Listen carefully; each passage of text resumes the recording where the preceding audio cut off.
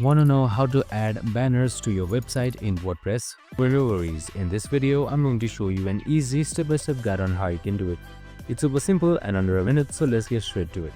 Now, first things first, simply open up your WordPress.com website and make sure you are under the WordPress admin of your favorite site that you had created. Now, once you've done that, make sure you are under pages right here and then select any page or create a new page. So once you've selected the page, your page editor should open up.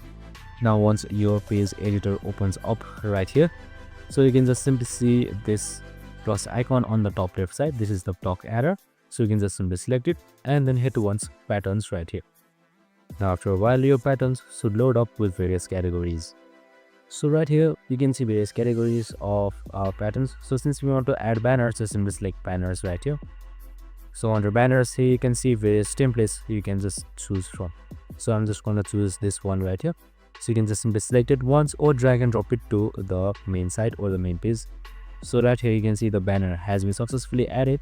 Now I can change the image, change the picture and much more with content AI commands, bolds and much more. You can also embed links, etc. I hope this video helped.